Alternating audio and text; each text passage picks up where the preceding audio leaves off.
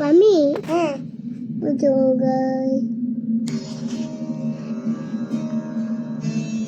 দেখি কি এমন অপরাধ করেছি মা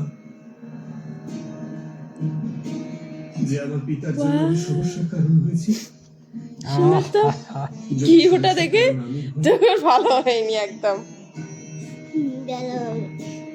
বুঝতে পারিনি মা, আমি বুঝতে পারিনি।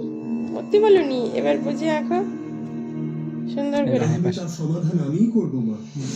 সোজা করতে হবে, এইভাবে সোজা করতে চাই। এই হ্যাঁ যাও। কারণ তুমি অবশ্যই, চোখাটা কিন্তু সমাধান একটা নাকটা একটু নিচু করে দাও, নাক নিচে দিতে হবে, নাক নিচে দিয়ে দাগ দাও, দিলি নাক উপরে দিবি। ওখানে না, নাক তোমার দাগ দিচ্ছে ওটা মুখ। তোমার পিতা সেটাই করতে চলেছেন যা আজ হয়নি। পর্যন্ত ভালো হলো গো, কোনো রঘুবংশী করেন। আর একটু নিচু করে দিলি দাগটা সুন্দর হতো। কুলের মর্যাদা ভেঙে ফেলার অপরাধ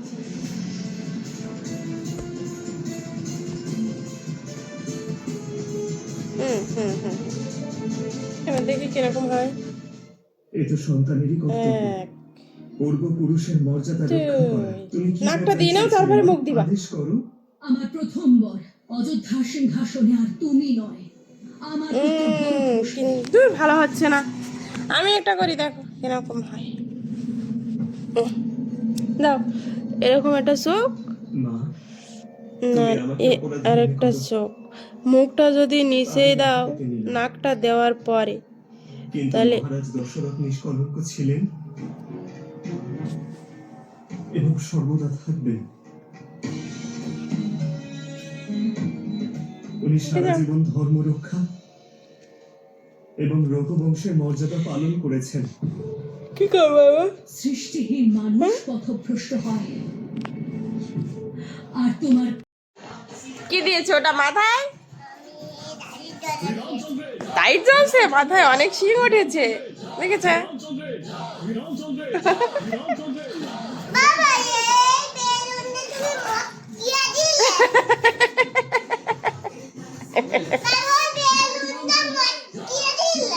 এই সোজা আমি ছোট বেলুন না, সোজা করে দিচ্ছি, সোজা। বড় না ওইটা, ওইটা তুমি লাগাই দাও। শুলটে এই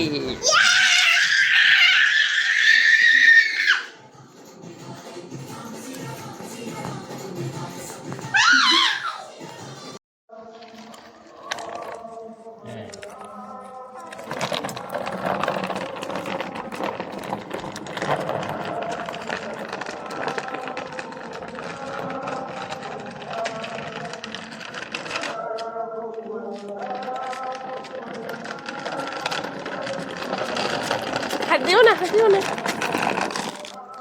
আমি মজা হচ্ছে? হ্যাঁ, আমি কইয়া নিচে নিচে যে চলো, নিচে যে চালাবো। কি হলো এটা? ও নিচে যে চলবো, চলো নিচে। সুন্দর হবে, তুমি একা একা পারবা।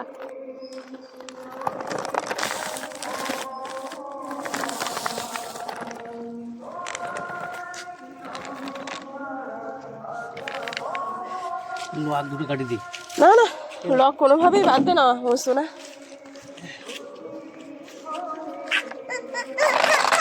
কি আছে? আমি চালাও। না চলো।